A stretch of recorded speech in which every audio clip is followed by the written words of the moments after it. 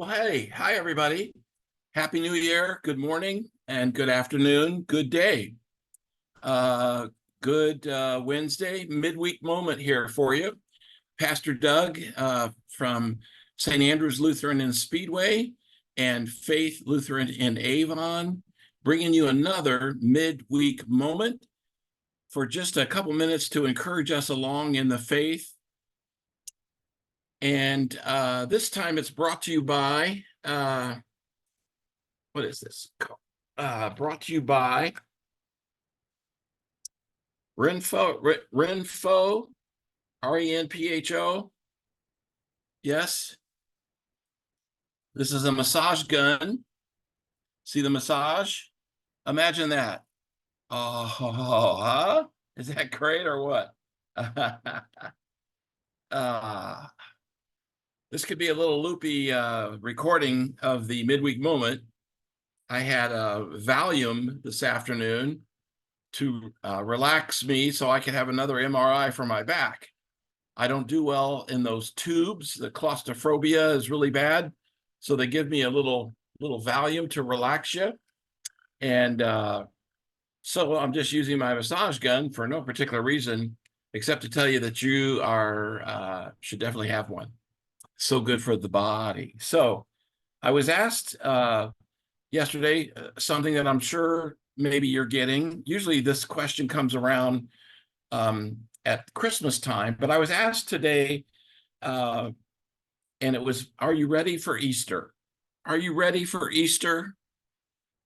You know, if you have children or grandchildren, did you buy, dresses and maybe new outfits? Have you decorated? Happy Easter. Or is that Hoppy Easter? Huh? Isn't that clever? Hoppy Easter, indeed. Hoppy Easter, or, being ready might be, have we got our bunnies out, huh? Got the Easter bunny there, this little guy, a cutie patootie. Do you have your baskets or your, maybe, what is this, a container? It's a container, ain't it? Anyway, you got stuff like that? I mean, what does it mean to be ready for Easter? Back in Bible times, there was a goddess that they celebrated in one of their festivals called Eostre, Eostre, Eostre. She was a goddess of fertility. And through the ages, that's how the name Easter came around to designate, to talk about this holiday. And then bunny rabbits, because they're known for their fertilization, reproduction became part of it. And along with eggs, they decorated eggs for the new life and fertility. And over time, through the ages, that's how, in 30 seconds, that's how it came to be called Easter. And that's how these things, like the stores for a while have been full of Easter bunnies and whatever. Anyway, how do you get ready? And I just want to suggest, and I think you already know, the kinds of things one might say about getting ready for Easter. It's not decorating, it's not getting your ham, it's not scheduling the family over, all of which are beautiful.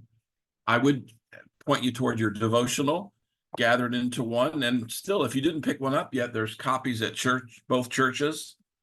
But it's about, I want to suggest that entering into the 3 days with a full and open heart is a great way to prepare, to walk through the seasons of the church year, help us walk through the life of Christ. So let's make a conscious effort together as a family of faith, not untied, but united, and come to the Agape Supper on Thursday night at 6 at Faith Lutheran. And if you didn't sign up and you'd like to come, please contact me or one of the churches. But please come, participate, get into that, reflect on it afterwards, pray. This is a meal, an agape supper, a love supper. Agape is a word that means love. And woven in there is a service. And also we'll have Holy Communion. And then also the stripping of the altar at Faith. All will take place at the Agape Supper Thursday night. That's celebrating the life, the night in which he was betrayed. And then we go into Good Friday, which is the day of his death. A horrific death by all accounts, as we know, but that service will be 7 o'clock Friday evening at St. Andrew's, as we have done before. And this will be a reflection on the last 7 words of Jesus, with some singing and darkness and a reminder of where we are on Good Friday. And I'm aware that if you're in the Speedway area, there is a noon service at Christ Community Church down close to 30th and High School Road. The ministers group is having a service at noon down there on Friday. If that fits your schedule better, if you might like to go to that or do both, this is another way you move into the 3 days, right? I talked Sunday about Saturday, the Holy Saturday. There isn't anything scheduled at either church, but this is your time to be quiet, maybe, to spend some time in meditation, to listen and to be silent.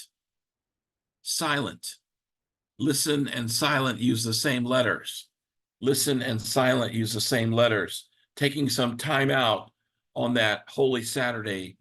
And then, of course, participating in Easter. If you're a sunrise kind of person, 7:29 at Faith. And then the services will happen at Faith will have theirs at 11. St. Andrews will have theirs at 9. St. Andrews is preceding their 9 o'clock service with an 8 o'clock breakfast. So look at that. You can come over to Faith for it won't be more than 30, 40-minute service. For sunrise, come over to St. Andrews and have your breakfast. Come back to Faith for the 11 or stay at St. Andrews for the 9. All kinds of possibilities for entering into the season of Easter. And then the good news, my friends, is that the season of Easter doesn't end on Sunday.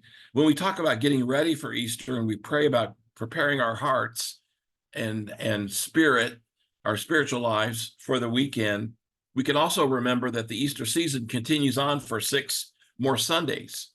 And what it will say is second Sunday of Easter, third Sunday of Easter. It's not in Easter or at Easter as it might for other seasons in the church calendar, but it's of Easter. We are Easter people, my friend. So prepare your mind, body, and spirit.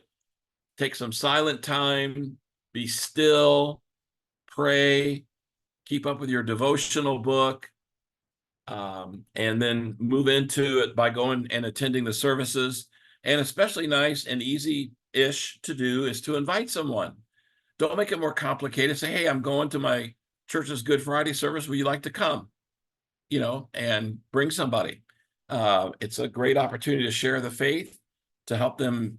This person persons can meet others in the church and see our buildings and so on and so forth. So it's all about getting them inside the doors in a comfortable way. And that's often through you as a friend or family member or coworker reaching out one to another. So I pray God's blessings upon you for this holiest of weeks. Thank you for listening to the Midweek Moment for a couple of minutes about preparing our hearts for Easter. Are you ready for Easter? Yes, I'm in my devotions.